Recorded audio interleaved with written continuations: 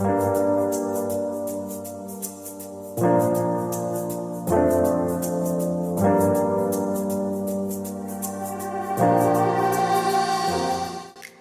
vamos a abrir la palabra de Dios, como decía el pastor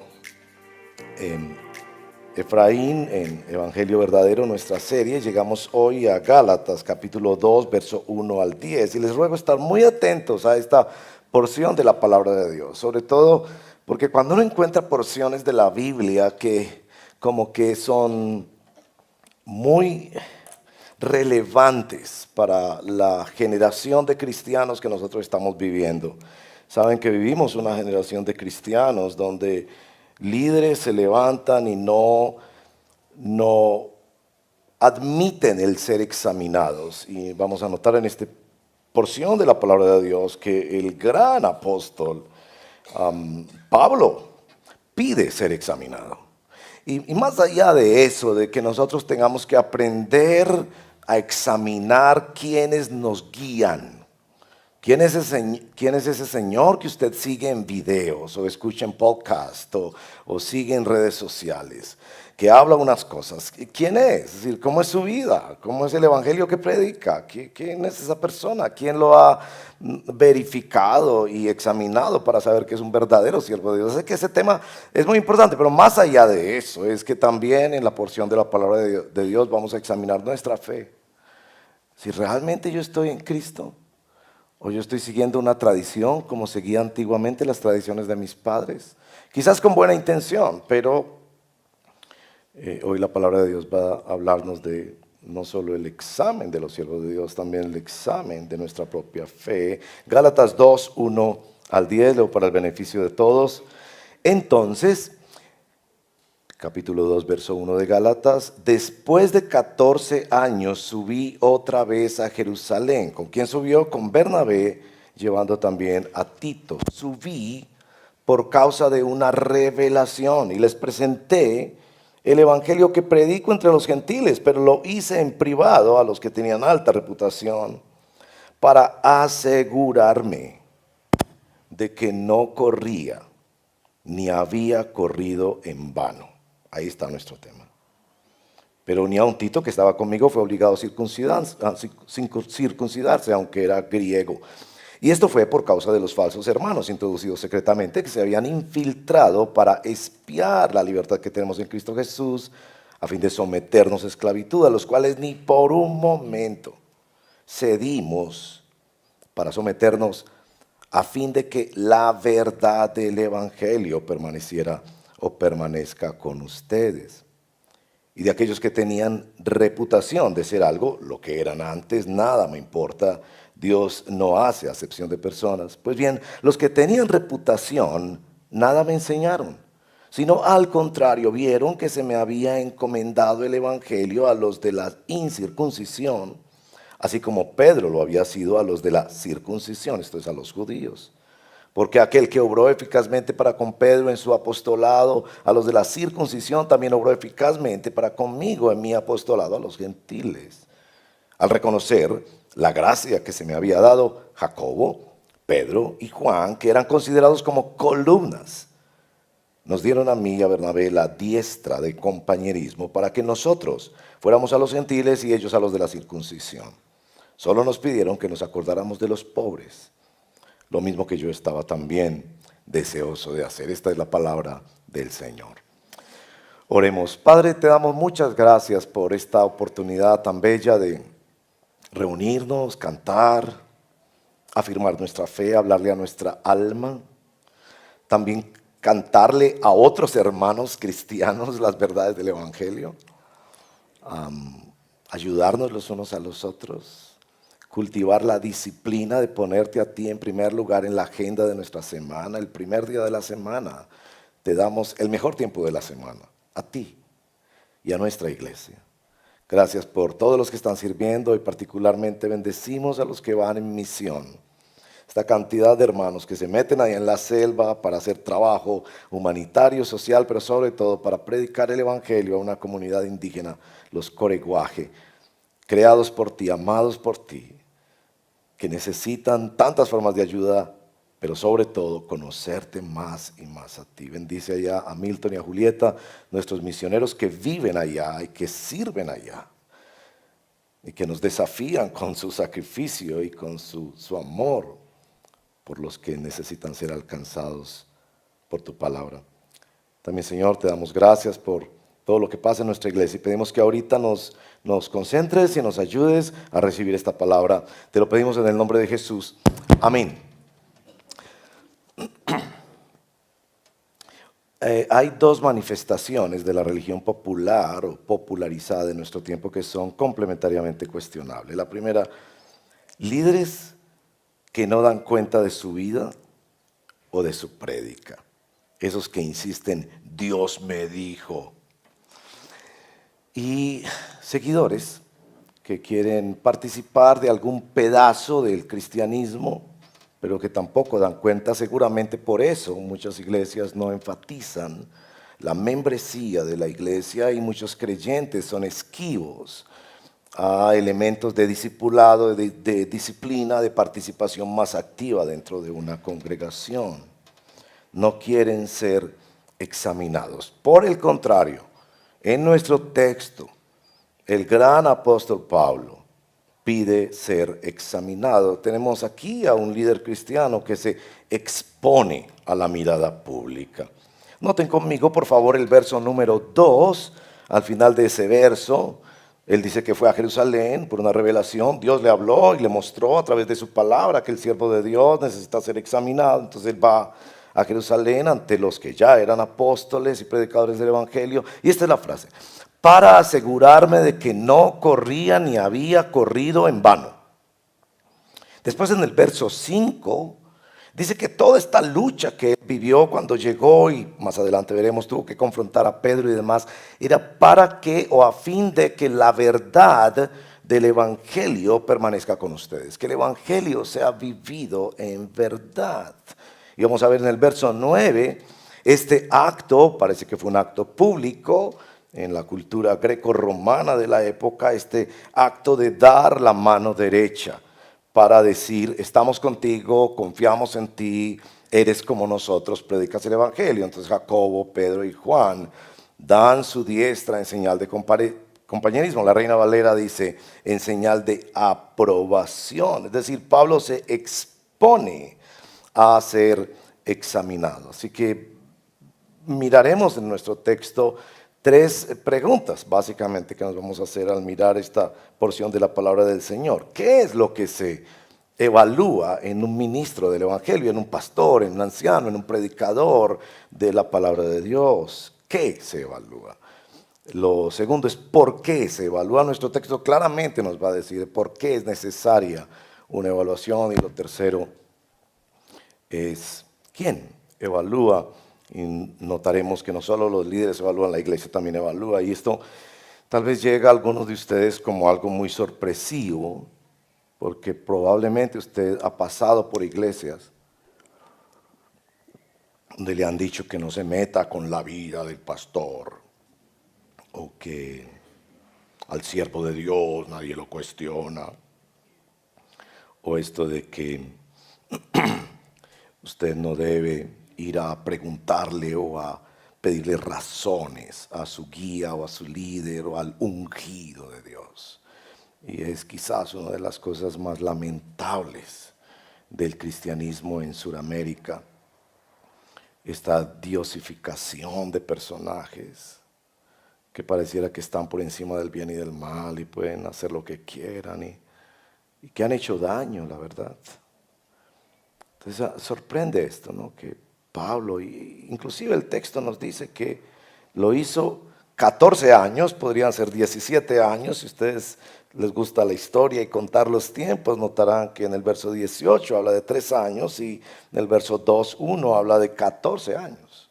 Sí, tenemos a un Pablo que ya había predicado, que ya había sido usado por Dios para hacer grandes milagros, que ya había hecho quizás su primer viaje misionero y que se presenta para decir, yo quería asegurarme de no correr en vano, y yo necesitaba que ellos escucharan qué evangelio predico y miraran mi vida y me dijeran si realmente yo sí soy un siervo de Dios o no. Y por eso aquí en el redil del estadio estamos preparándonos para la asamblea del 10 de agosto, donde votaremos en secreto los miembros de la iglesia bautizados para decir, sí, creemos que estos hombres están autorizados por Dios, por su palabra, tienen un llamado para guiarnos en la palabra de Dios. Y esto es, quizás a usted le parece demasiado estricto o institucional, pero es la forma seria de vivir la fe. Pero hay más. Noten que Pablo va con Bernabé y con Tito. Tal vez notó ese detalle. Fue con su discipulador, porque Bernabé fue su discipulador, y fue con su discípulo. Tan interesante eso. Él va a ser examinado y va junto con la persona que le enseñó las primeras cosas y que lo llevó en el primer camino de la fe, pero va también con un fruto de su ministerio, que es este discípulo, que posteriormente llegó a ser pastor también, a Tito. Es decir, él quiere realmente que lo conozcan. Entonces la primera pregunta es, ¿qué es lo que se evalúa?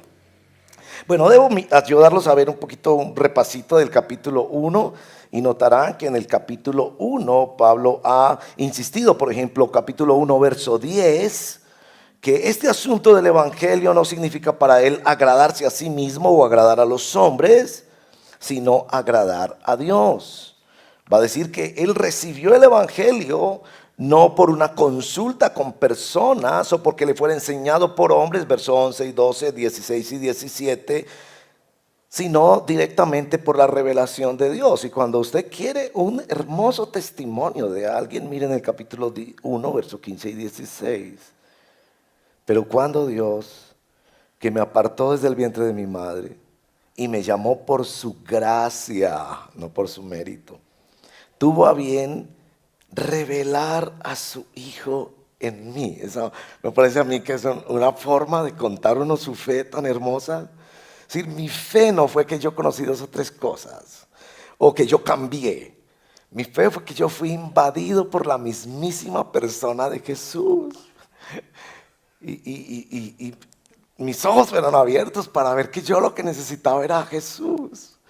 Que Él fuera quien perdonara mis pecados, pero quien me diera una nueva vida. Bueno, va a insistir en que Él estuvo, digamos, siendo el menos probable de los seguidores de Jesús, porque era enemigo. Eso lo van a ver en los versos 13 y 14, que Él perseguía a la iglesia, que Él confiaba era en las leyes del judaísmo. Él era muy estricto en su religión. Él no era ni un don nadie, ni un renegado social. Era un tipo respetado en la sociedad que tenía una alta alcurnia, un alto prestigio religioso. También nos va a decir que no fue que a Él le enseñaron unas personas importantes esto, sino que Dios mismo lo condujo a la verdad. Entonces, cuando Él nos ayuda a entender qué es lo que se evalúa, es el evangelio que se ha recibido. Bueno, en el capítulo 2, verso 1 y 2, ya lo leímos.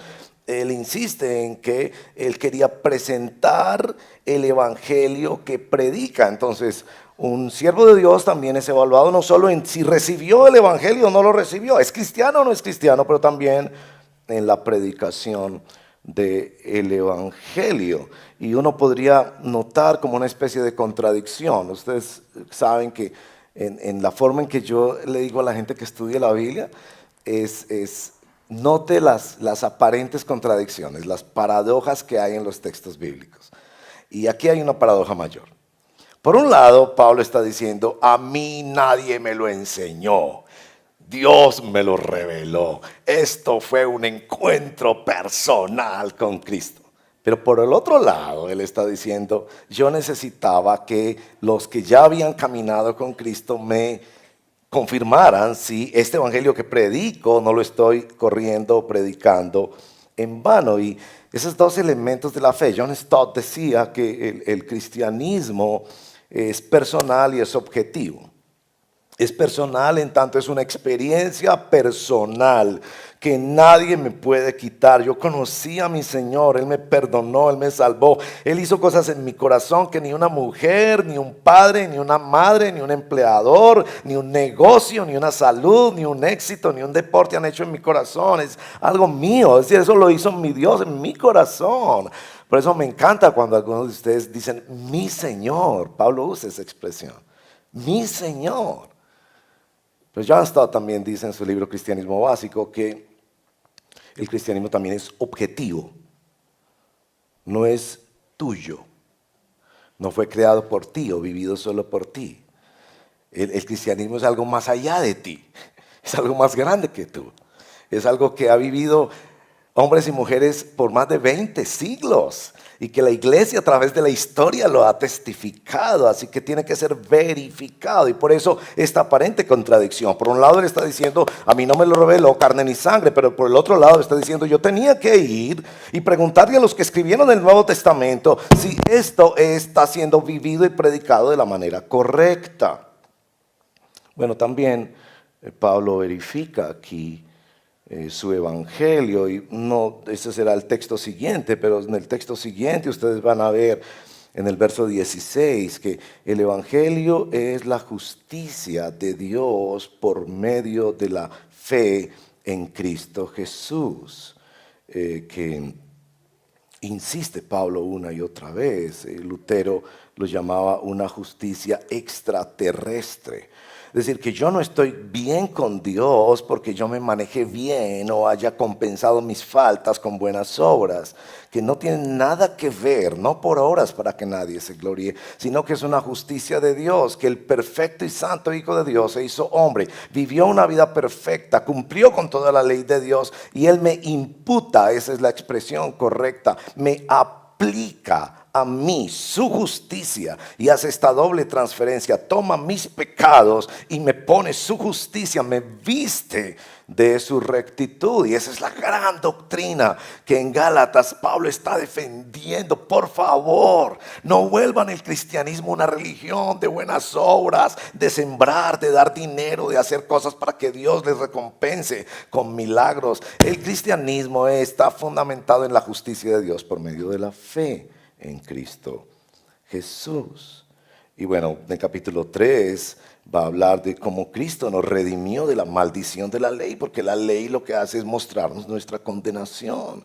Y que Cristo, en el capítulo 3, versos 13 y 14, nos ha permitido tener el Espíritu Santo para que nosotros podamos vivir conforme a la bondad y al amor de Dios. Así que Pablo también muestra en su vida personal el Evangelio.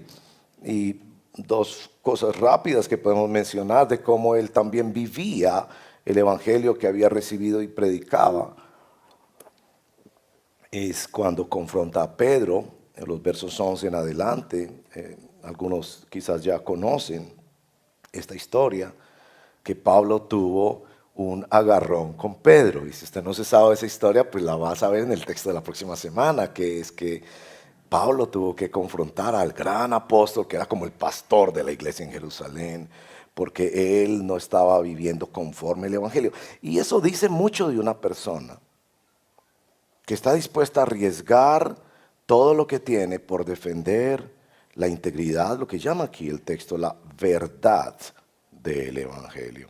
Pero también más adelante ustedes van a ver una confesión personal de Pablo, son de esos textos favoritos para mí, yo sé que para muchos también en el Nuevo Testamento. Si van adelantito, capítulo 2, verso 20, dice, con Cristo he sido crucificado y ya no soy yo el que vive, sino que Cristo vive en mí. Y la vida que ahora vivo en la carne, en la temporalidad, la vivo por la fe en el Hijo de Dios, el cual me amó y se entregó a sí mismo por mí. Eso es tan profundo que el Evangelio le hacía a Pablo no vivir su vida, sino la vida de Jesús. Esa es una cosa extraordinaria. Yo creo que ahí hay un universo de meditación, de oración, de clamor a Dios. Señor, yo vivo mucho mi vida.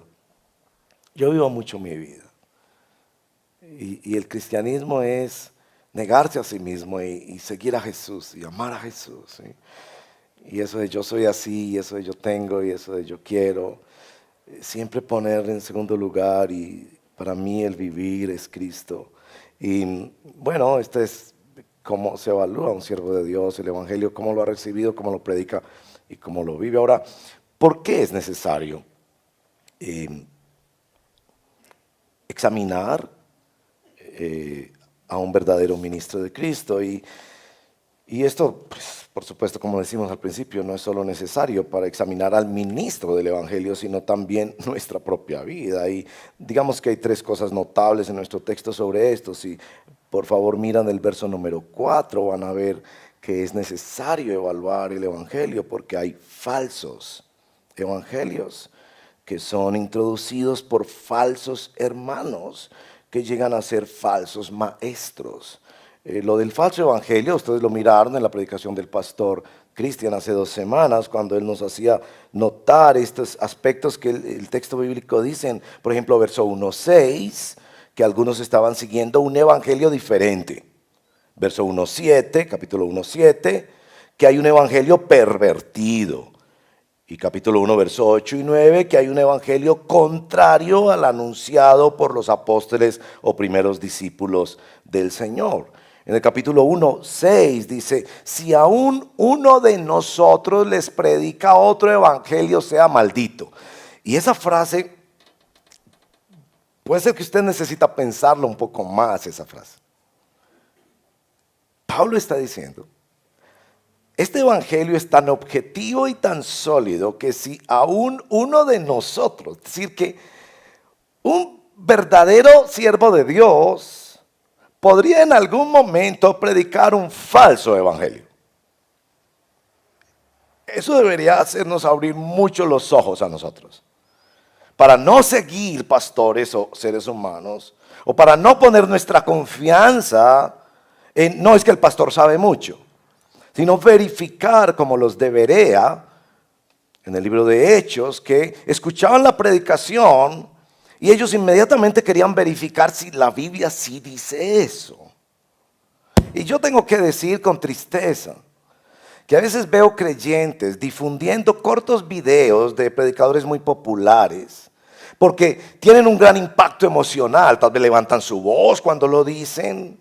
Tal vez son figuras muy conocidas que aparentemente antes no seguían a Cristo y ahora están empezando a seguir a Cristo. Y a usted le parece que con ese corto video va a impactar a toda la humanidad y su familia va a prestar atención y usted va a traer gran bendición sobre todos sus conocidos y de inmediato lo manda por todas sus redes sociales sin verificar si lo que ese hombre está diciendo es correcto con respecto a la palabra de Dios. Entonces hay falsos evangelios. Bueno, hay muchos falsos evangelios. Está el evangelio de la prosperidad, que pretende decir que el reino tiene que ser ahora y los verdaderos seguidores de Cristo habrán de ser ricos, bellos y famosos. En el caso de bellos, pues yo sé que algunos se emocionan mucho con esa posibilidad. Está el evangelio social, que pone por encima del bien del alma el bien material. Está el evangelio terapéutico, donde vamos para que nos soben nuestros sentimientos y este complejo de paciente que se siente escuchado, amado, abrazado, aceptado. Pero Pablo está preocupado, sobre todo en el libro de Gálatas, por el falso evangelio legalista. Y por legalista no es que tiene una cantidad de reglas, sino legalista en el sentido de que no confía en la obra suficiente de Cristo, sino que regresa, en el caso de los Gálatas, a poner su confianza en la ley. Y lo que Pablo insiste ahí es que el problema del falso evangelio es que niega el propósito de la ley. Por ejemplo, en el capítulo 3 van a notar que Pablo dice que en el verso 19, en el capítulo 2, verso 19, yo mediante la ley morí a la ley. Esa frase ha de ser entendida por quien quiere entender el evangelio. La ley lo que hace es matarnos, porque la ley nos muestra nuestra incapacidad de obedecer a Dios. Y en nuestro intento de cumplir la ley nos damos cuenta que somos corruptos, que el pecado está metido en nuestros huesos, que somos egocéntricos, narcisistas, tercos, duros de corazón, insensibles, faltos de solidaridad, de respeto a la naturaleza y la gloria santa de Dios. Y la ley nos está llevando a un punto en que precisamente por eso la ley, dice el mismo libro de Gálatas más adelante, que es nuestro ayo, nuestro guía, el que nos va llevando como un tutor que casi nos obliga a mirar a Cristo. Y el evangelio legalista niega eso. Hace pensar que los seres humanos, portándose bien, entrando en una iglesia, haciendo las declaraciones correctas, dando diezmos, lo que sea, van a ganar el favor de Dios. Pero aquí también notamos que hay falsos hermanos, y dice que estos hermanos entraban encubiertamente para espiar la libertad y llevarlos a la esclavitud. Estos falsos hermanos se convierten en falsos maestros, y Pablo dice, no cedimos a estos maestros astutos. Capítulo 3, verso 1, los habían fascinado. La expresión de Reina Valera es hechizado. Y uno ahí piensa mucho en estos tiempos donde hay estos comunicadores, porque hay unos comunicadores hoy en día extraordinarios que nos fascinan con su forma y su convicción y sus palabras grandilocuentes, y parece que eso pasaba entre ellos. Capítulo 4, verso 9, ellos los llevaban a la esclavitud religiosa. Y estaban inclusive introduciendo todas estas ideas judías que pasa hoy en día, que empiezan a usar una kipá, cantar en hebreo, tienen que ir a Israel, tienen que hacer las celebraciones del Antiguo Testamento, inclusive empiezan a sugerir que el verdadero Hijo de Dios se debería circuncidar. No les recomiendo mucho eso. ¿Por qué se evalúa al ministro del Evangelio? Porque hay falsos evangelios, porque hay falsos hermanos y hay falsos predicadores del Evangelio. En tercer lugar, cuando Pablo dice que él quiere que la verdad del Evangelio permanezca entre ellos, verso 5 de nuestro texto, es porque el Evangelio siempre está amenazado por falsos evangelios. Y de hecho los predicadores del Evangelio están amenazados por falsos predicadores del Evangelio. Pero ¿a quién se le da la tarea de evaluar al ministro del Evangelio? En primer lugar, a la iglesia local. Permítame mostrarle algo precioso de nuestro texto. Está en el contexto anterior, los dos versículos inmediatamente anteriores a nuestro texto, al final del capítulo 1. Ellos solo oían decir, el que en otro tiempo nos perseguía, ahora predica la fe que en un tiempo quería destruir. Y glorificaban a Dios por causa de mí. La iglesia local, en este caso era la iglesia de Damasco en particular, pasó un buen tiempo en la iglesia de Damasco. Allí fue donde fue discipulado por los hermanos. Y esta iglesia empezó a notar la pasión, el carácter, el fruto, el llamado especial de este hombre para predicar el Evangelio, y glorificaban a Dios por eso. La iglesia local tiene un lugar muy importante en la verificación de quién son los siervos de Dios.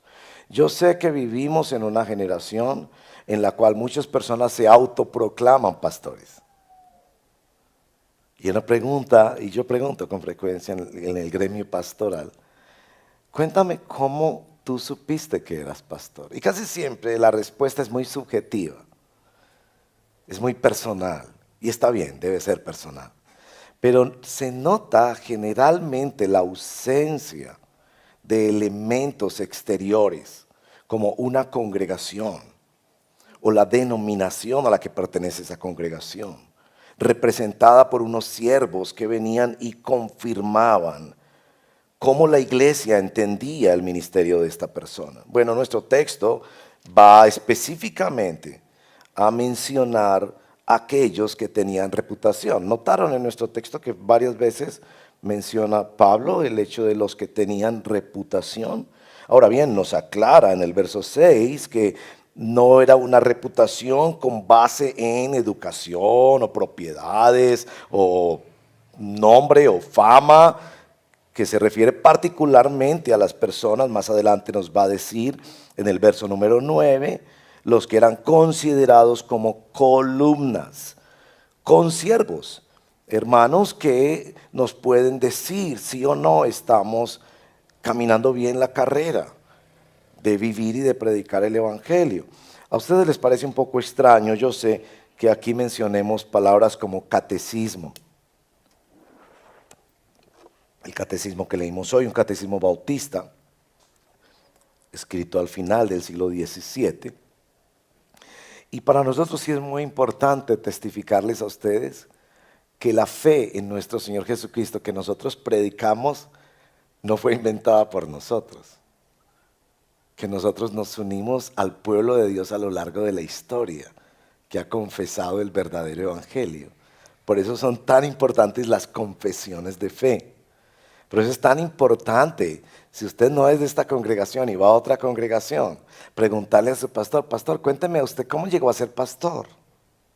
Y eso que usted predica, ¿quién lo predicó antes de usted? Porque muchos de estos autoproclamados apóstoles y pastores parece que ellos hubieran inventado este asunto. Como que el cristianismo hubiera nacido con ellos. Nosotros, por el contrario, creemos que estamos realmente parados sobre hombros de gigantes, hombres y mujeres mártires de la iglesia que dieron su vida por traducir la palabra de Dios, por hacer obra misionera, por sembrar iglesias, por enseñarnos la sana doctrina y que de hecho expusieron su vida por predicar la verdadera y sana doctrina del evangelio. Así que Pablo considera que es muy importante contarle a los gálatas que los que eran considerados columnas en la primera iglesia de Jerusalén le extendieron su mano y le dijeron, estás haciéndolo bien, buen siervo fiel, estás predicando bien el evangelio. Y esta declaración que Pablo hace al final del capítulo 2, que estudiaremos más apropiadamente en la siguiente prédica, es esto de que Él ha sido crucificado con Cristo y que Él lo pone en una manera que la iglesia lo podría ver. Que la iglesia podría ver su compromiso con el evangelio. Ahora, hermanos, algunos de ustedes se preguntan y lo hacen bien porque el buen estudiante de la Biblia hace preguntas. ¿Por qué termina nuestro texto como termina? ¿Por qué los apóstoles en Jerusalén le dijeron a Pablo y a Bernabé, solo les pedimos que se acuerden de los pobres? ¿Por qué está eso ahí? Hay mucho que decir sobre esa frase. Hay seguramente dos acercamientos a esa frase. El primero es que los apóstoles en Jerusalén sabían que Pablo no era cualquier persona en la sociedad. Pablo había sido un hombre muy rico, de altísima educación, candidatizado para ser como del Sanedrín, del Senado de la República Hebrea de aquellos días. Que seguramente su familia había tenido todo el dinero del mundo para ponerlo como discípulo del más prestigioso maestro que había en esa época, que se llamó Gamaliel. Y que seguramente Pablo llegaba a estas sinagogas en el Mediterráneo y por eso los de las sinagogas, cuando veían que, llegó este señor, Saulo de Tarso, porque así se llamaba Pablo antes, le mandaban decir, ¿tiene algo que decirnos? Porque había llegado alguien muy importante en la iglesia. Como pasa con nosotros, que a veces entra alguna figura pública a nuestro culto y los hermanos empiezan a codearse. Y le mandan la razón al pastor, pastor, que aquí está Julano de tal. Y que ellos seguramente identificaron que Pablo iba a luchar con ese asunto. Con el asunto de pensar que hay personas más importantes. Y en esta época es muy común eso. Que con quienes sale el pastor a almorzar los domingos por la tarde. Que a quienes les dedica más tiempo. A los que tienen más influencia, a los que pueden ofrendar más, a los que son más reconocidos en la sociedad. Y a veces eso se presenta como una visión estratégica del pastor, porque el pastor está alcanzando las altas esferas para que de ahí para abajo toda la ciudad sea influida por el evangelio. Y bueno, los ricos también lloran. Los ricos también tienen un alma que necesita el evangelio. Entonces no es para decir que viene una persona con tanta opulencia, quizás hasta con guardaespaldas, en una super camioneta y vestido de tantos lujos y cosas, y ni siquiera lo vamos a saludar porque, ay no, nosotros no nos juntamos con ricos. No, es un ser humano también, que necesita de Dios. Y que si vino a la iglesia es por algo, por favor, necesita del Señor, ¿verdad? Pero probablemente los apóstoles pensaban, aquí va a haber una tentación para Pablo. Llegar a las ciudades y buscar a aquel que tiene una gran casa y lo puede hospedar, aquel que tiene muchos amigos y le pueden dar el permiso para usar los auditorios, aquel que tiene los recursos para poder conseguir un edificio para la iglesia. Y no es que no predicara en personas así. Sabemos que en el ministerio de Pablo él tocó personas de gran importancia. Llegó en algunos lugares inclusive y pudo predicar el evangelio a los reyes y a los principales de esa ciudad. Entonces no se trata de menospreciar a las personas por lo que tienen. Pero todos sabemos que ahí hay una tentación. Que llega el hermano humilde y sencillo y no nos paramos para saludarlo. Pero llega aquel que tiene una posición política o que llega rodeado de sus escoltas y nos sentimos casi en la obligación de pararnos para saludarlo. Ese es un acercamiento a esta frase. ¿Por qué se le dice a ellos? Porque seguramente había muchas recomendaciones que hacerle. Todos los pastores necesitamos muchas recomendaciones y mucho consejo, pero ¿por qué este en particular? En segundo lugar, porque Pablo mismo nos dice en Romanos 12 la necesidad de asociarnos con los humildes. Y la palabra humildes ahí en capítulo 12 de Romanos se refiere particularmente a los que son humillados por condiciones sociales adversas. Esa es la definición de esa frase. Y se nos ordena asociarnos con los humildes. Porque seamos francos, las personas que han vivido situaciones sociales adversas, por una discapacidad, por una incapacidad de comprar una casita o de tener un vehículo o de educarse, no tienen suficiente comida, digámonos la verdad, los pobres sí tienen mucho que enseñarnos a nosotros. ¿Han visto a una persona pobre comerse una comidita? ¿Lo han visto? Una persona pobre se come una comidita. Y es como que se estuviera comiendo un manjar. Y es solo una sopita de arroz, pero lo disfruta tanto. Especialmente las personas que durante muchos años han sido pobres. ¿Han visto esos ancianos? Que nunca ganaron más que el mínimo. Pero se sientan a comerse su sopita de arroz. Y se la disfrutan. Y le dan gracias a Dios. Y dicen, qué bendición tan grande es esta sopita de arroz. Pero usted también ha visto las personas que han crecido entre manteles de seda y entre sábanas de lujo, que desde niños papá tuvo carro, que desde niños fueron a los mejores colegios, que desde niños tuvieron ropa de marcas, que desde niños escogieron en los restaurantes que querían comer. ¿Los han visto? Se sientan y es el plato más exquisito, que vale una fortuna. No me gustó porque es que la carne no era 3/4. 3/4. Y llaman al mesero y le hablan con displicencia al mesero. Yo te dije que esta carnita era 3/4, cámbiamela. Los apóstoles sí pensaron, por muy pastor que sea Pablo, por muy milagroso que sea Pablo, por muy teólogo que sea Pablo, si ese no se acuerda de los pobres para ayudarlos, pero para aprender de ellos, este se puede desviar. Y hermanos, yo lamento tanto en esta generación. Miren, yo a veces miro a esos pastores, ustedes saben y me perdonan, yo soy muy crítico. Pero yo miro a esos pastorcitos a veces.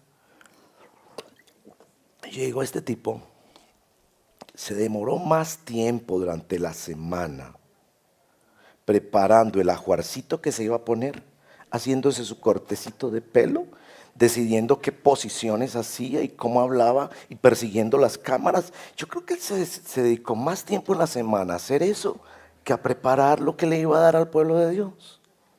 Eso está pasando en este tiempo. Son showman, son vedettes, no son pastores. Bueno, la aplicación. La aplicación. Voy a saltar un pedacito de mi sermón. La aplicación. Aplicación número 1. ¿Examinas tú al pastor? ¿Sabes de dónde viene tu pastor? ¿Cómo recibió el evangelio? ¿Cómo lo predica? ¿Y cómo lo vive? Tú estás llamado a examinar a tu pastor. Segunda aplicación. ¿Te dejas examinar por el pastor?